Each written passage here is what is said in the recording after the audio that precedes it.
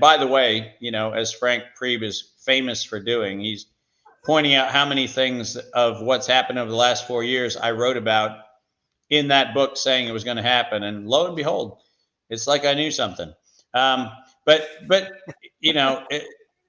that's because, for people who haven't read the book, it tells the story of the recruitment that was done to try to get me to run this craziness back in the late 1990s. And,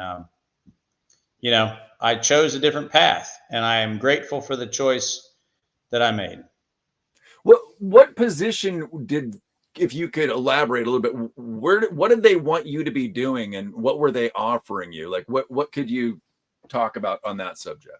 Well, I mean, it's in the book, but I mean, basically, there was a recruitment to be the CEO of what, would be correctly described as the enterprise that is running the world.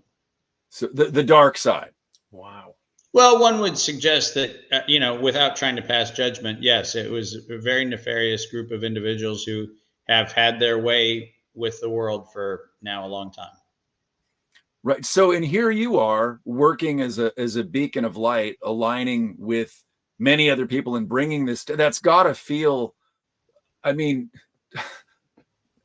that had to be quite a thing to process for you and to do this. And I mean, do you feel protected and guided? I mean, knowing that they know this about you and you absolutely went the other way, that's a hell of a thing. Yeah. Well, it's funny. There are a lot of people who decided that I must be some sort of ultra deep state, like not, one level down, but maybe multiple levels down.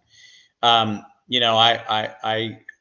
don't levitate into my pants in the morning. I put them on one leg at a time. I still wash dishes by hand, like I'll do in a few minutes. I don't have minions that are running around, doing my evil bidding in my Pentaveret underground lair. But no, I mean, here's the funny thing. I was told when I chose not to take that path, I was told that I would not survive and I would not thrive in this life. I was told some pretty horrible things, and I was subjected to some pretty horrible things. But I'll get a little existential on you just to wig you out for a minute. I don't usually do this, but I'll just tell you this. I live a very simple way, which is as long as I'm useful, I'll probably be here on this planet. And the day I'm not useful, I probably won't need to stick around. I jokingly say, like every other person, I probably have a used by date somewhere on the milk carton. And one day somebody's going to open up that milk and go, whoa, we need to pour that out. And then I'll be done. But until that day, I'm still going to be nutritious and delicious, and I'm going to be doing what I'm doing. And I think we have to have just a very sober attitude about this. I don't live in fear. There is no they in my world. I know who they are. So they aren't they. They have names. So the good news is I don't have a they. The bad news is I've been shot at a bunch of times. I've been tortured a couple times. I've had a bunch of things which are not pleasant human experiences. But I've said of some of the worst things I've been through, guys, I've said I celebrate the experience of having gone through it for a very simple reason. Expediency will never be an option in my life. And I'm going to unpack that for a second. The reason I say that is because I've seen the end stage cancer of decisions that were made in expediency, where each individual decision alone probably wasn't wrong, but the sum of all the decisions were horrific. And here's the problem. We talk about slippery slopes, but it's not a slope. It's steps.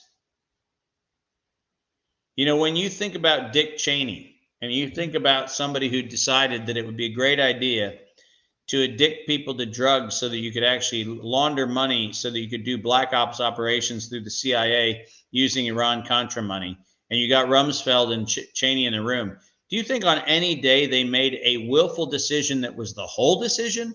No. They made a decision, And then based on that altered state of reality, they made another decision. And each one of the incremental decisions made sense. Where if you were in the room, you would have gone, well, I see that. Yeah, I see how that could make sense. But then the sum of those decisions add up to something which is absolutely reprehensible. It's abhorrent as a human experience. But they didn't make the abhorrent decision in one shot. They made it in little steps. And that is the reason why David Martin will not make an expedient decision. I will make the right decision based on the information I have at hand, not the expedient one. And I think we'd all be better off if we adopted that philosophy, because sometimes it means that you're going to take a really tough hit. And you could go, well, if I make this other decision, I'm not going to take the hit or whatever, right? And it will make sense, by the way. Every one of them makes sense. It rationalizes out perfectly. You sit there going, yep, I see why I do that. That's a great decision because it kept me from having this or that or the other pain. Except for the fact that it now puts you on a new level where the next expedient decision is going to be one step further down that path. I don't think the road to evil is this wide road that we're talked about in the Bible. I think it's a staircase. And every time you take a step, you're blinded to the consequence of the decision you made the day before. Wow. That makes so much sense. You have such a way of putting things that I think the audience can relate to that very, very easily. And wow. Great example with Dick Cheney. Yeah, well, and people just get into a mode of triage, I think, and they're trying to manage their lives. That's and when exactly right. They're making decisions, yeah, and it's they're sacrificial in so many ways. You know, I'm gonna put off the pain associated with this decision at a later date, and pretty soon you got a mountain of it. That's exactly right. You're exactly right. Yeah. Wow. No way to live. Because you can't be in the now and participate. No. You're always cutting off every other option, and so it's just this gradual descent into, somebody should probably write the stairway to hell, not the stairway to heaven, because it's a stairway. It's not a wide path, and it's a much better path to take the very difficult and very lovely and wonderful road that goes. Find the narrow Occam's razor and keep walking up.